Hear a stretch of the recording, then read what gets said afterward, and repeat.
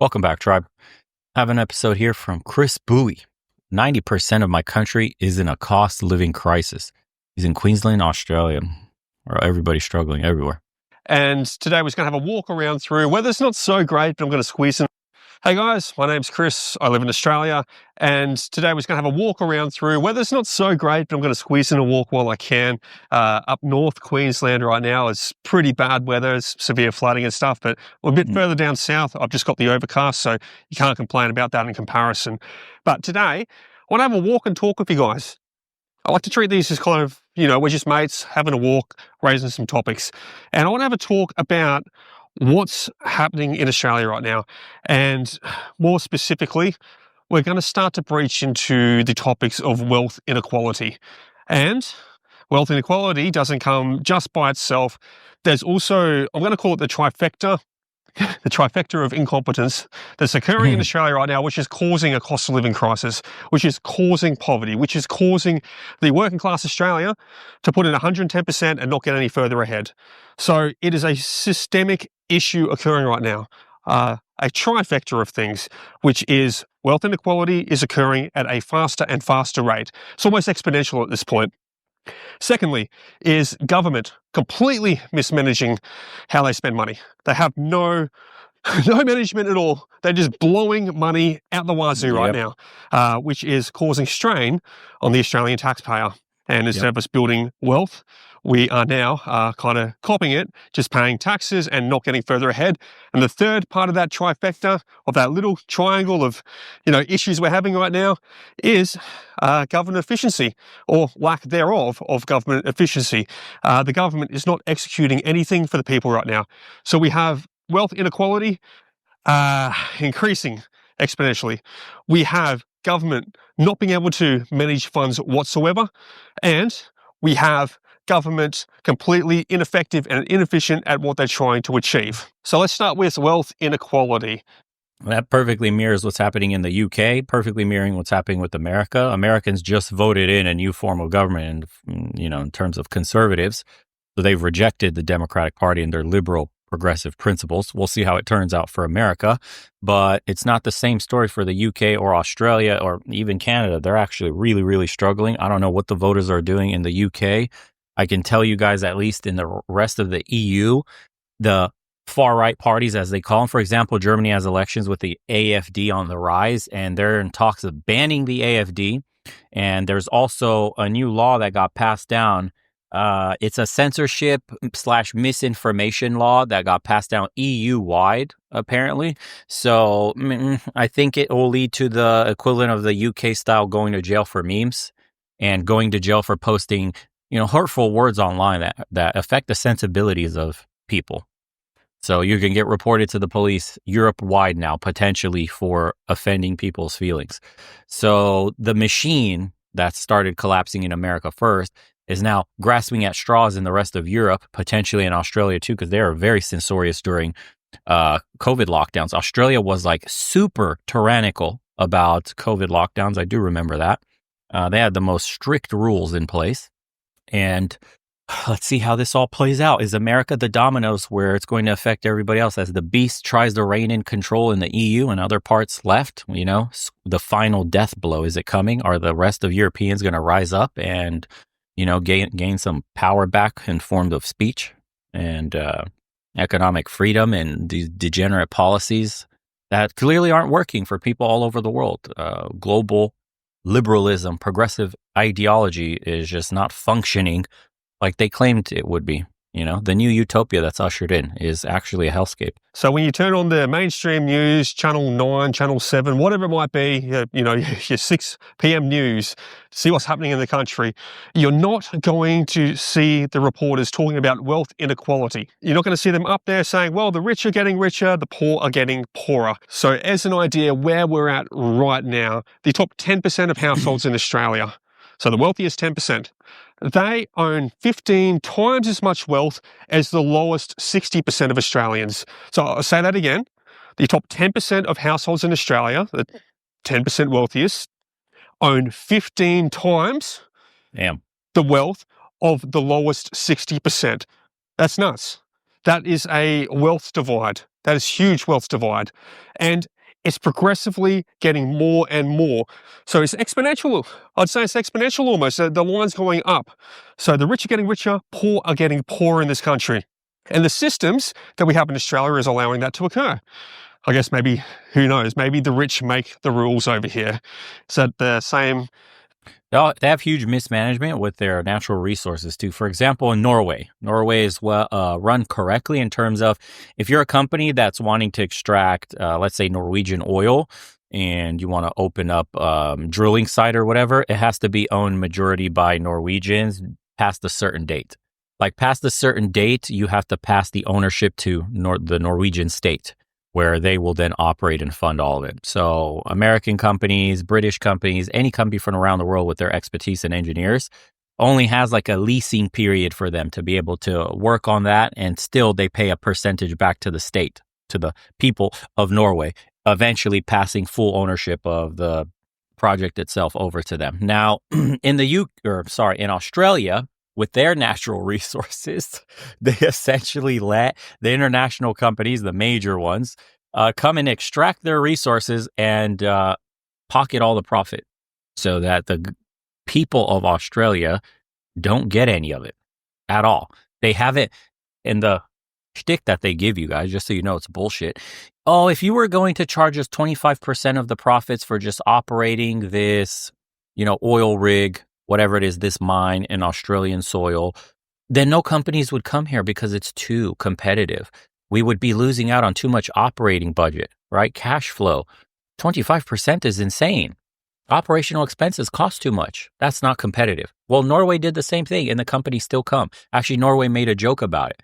It's like these people understand that there's still profit underneath. Profit is profit. It doesn't matter how much. Greed takes over a human. If you just tell them 25%, you got to kick it back to the people of this country that you're going to drill under their land, then the corporations will tell you a bunch of bullshit, and then they'll go back into their boardrooms and go, yeah, okay, we'll take 25% cut. Fuck it, we're still going to make hundreds of millions, billions of dollars. Not a problem. And then it enriches the locals too. Australia got basically either bullied. It's not even bullied. Let's be real. Australia sold out by the politicians. They sold out the normal Australian working person.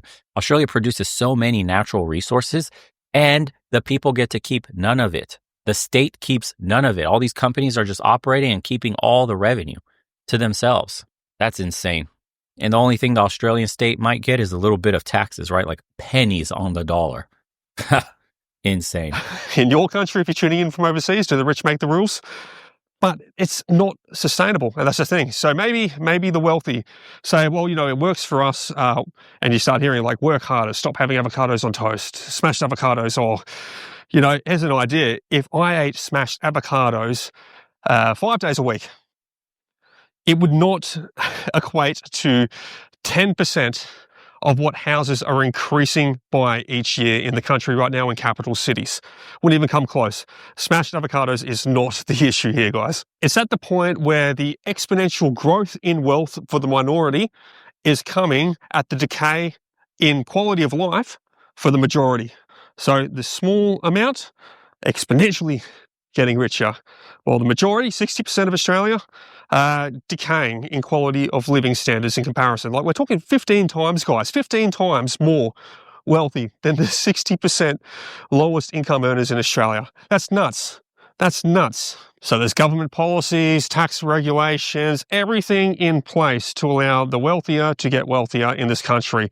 And then when you start to look at housing as an example. So the Australian on the median income, which is $67,000 per year right now, cannot afford 90% of houses in Australia. Cannot afford 90%. So only 10% of housing is affordable to the person on the median income of $67,000 per year in Australia, which means the wealthy who own housing can use equity to buy more and more housing. It's kind of like a monopoly game where it's skewed to the person who has the most wealth on the board can just keep buying more and more and more properties without worrying about it. whereas those without the wealth don't stand a chance of competing in the game of Monopoly against them. But, wealth is just one factor. There's also stocks, shares, superannuation balances, just general assets across the board. But 60% of Australians are decaying further and further and further behind, while the top 10% are getting richer and richer, over 15 times more right now than what the lowest 60% is. And that's not right. That's not right. There's something fundamentally wrong with that. And maybe you'll turn around and say, cool, well, let's just tax the hell out of the rich, and then we can spread that wealth around the country. Well, in theory, yeah, good idea. But the issue with that is when we look at government and government complete mismanagement of funds and, of course, efficiency as well. When we look at that, if the government can't control their spending, if they can't spend sensibly, have common sense around how they're spending our tax-paying money, what's the point of giving them more money? That's so true. And then the second problem is capital flight. So Norway I use Norway a lot because they've been recently in the news for this. They tried to increase their revenue by taxing their richest, I don't know, multi-millionaire, billionaire class of people. Something to the tune of, I think they wanted an extra 200, 300 billion, something like that. I don't remember the numbers. But then the capital flight, they moved the richest in Norway, all moved their businesses over to Switzerland.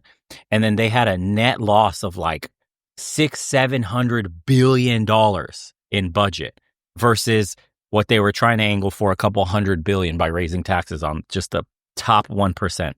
So capital flight is real. Once these people amass this kind of level of wealth and power, it's very easy for them to move to different countries where it's more advantageous. And that, for like operating budget, revenues for the state, is representative, depending on how large the companies are, which they're always absolutely gargantuan today, is the loss in revenue of hundreds of billions of dollars that you would have gotten in taxes.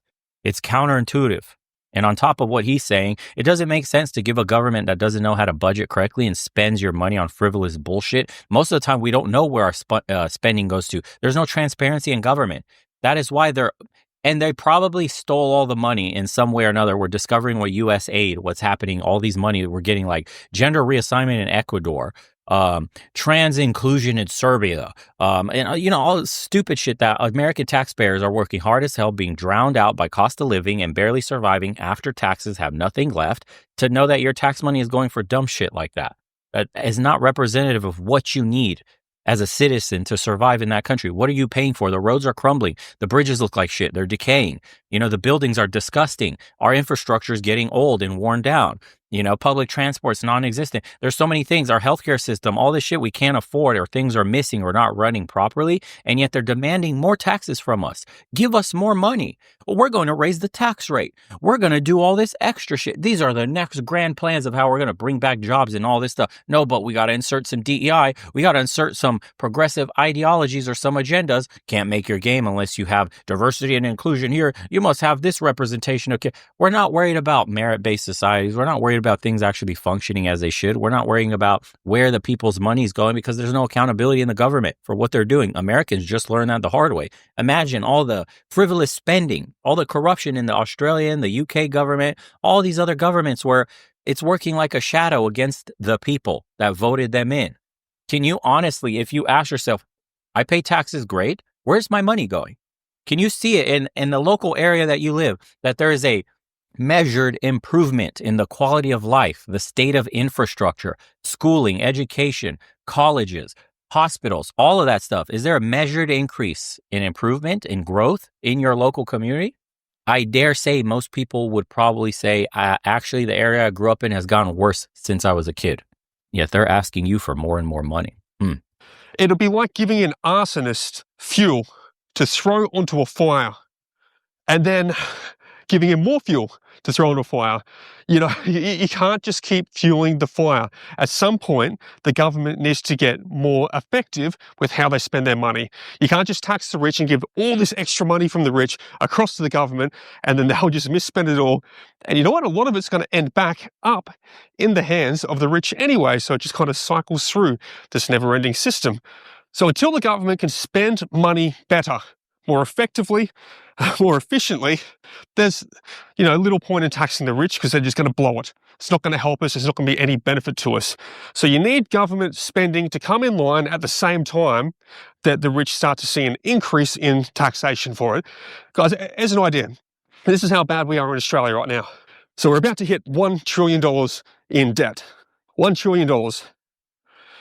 20 years ago, we were at $60 billion in debt.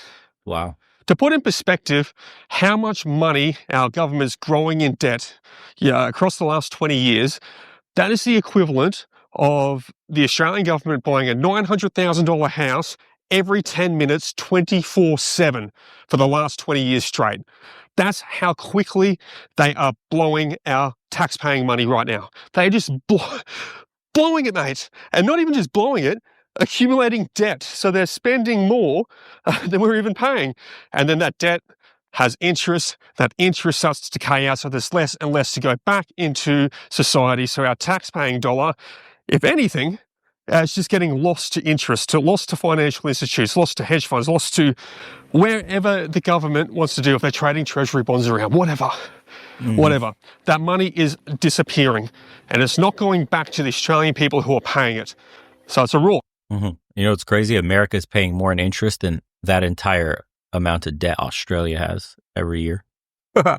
So we're paying, and this is from the Congressional Budget Office. This is a projection for now. Americans, please listen to me. All your tax money that you're paying for, $952 billion in 2025, almost $1 trillion, is going to be in interest alone. And it's going to rise rapidly. Projections are $1 trillion in 2026, and by 2035, $1.8 trillion. Net interest payments will be a total of $13.8 trillion over the next decade. Do you understand what we could have done with $13.8 trillion to revitalize America and really make America great again? $13.8 trillion in interest payments over the next decade. Do you understand how unfathomable that amount of money, the transformation a country could enter into a golden age with $13+ trillion all reinvested back into the local communities. Every park would be clean. Every blade of grass would be perfect. The sky would be blue. Everybody would be fit. Doctors would be treating everybody for any problem. Chronic diseases eliminated. Homelessness eliminated. Crime eliminated. Gang violence, all that shit eliminated. Businesses springing up out of everywhere. Everybody able to afford a house. Homelessness eliminated. Every single thing that we have an issue with today, $13 trillion plus would eliminate every problem we have. These people are stealing from you and me. Stealing. They're somehow not in prison. That's the real outrage in all this shit. Forget modern world, dating problems, men and women. All this bullshit stems from the problem of them stealing our money so we can't afford to live the lives we would want to live, which is stressing us out, causing us to lose hair like a stressed out animal, get fat, get skinny, overeat, undereat, fucking get on medicine, like chronically fucking ill for mental diseases, always on a pill, always needing something to cope with the stress of, I might be out on my ass next month if I don't get this extra hours that I've asked my boss for. If I lose this job, I lose everything. If I break my arm, I'm one medical accident away from losing everything. These people are stealing your future and nobody is protesting about it. You know what they're protesting about in America? Democrats at least, are protesting that Elon Musk and, Donald Trump have shut down U.S. aid, which internationally pays to further the agenda of the woke left for like sex changes and LGBTQ parties and diversity and inclusion agendas and all this shit that's not helping Americans in the country.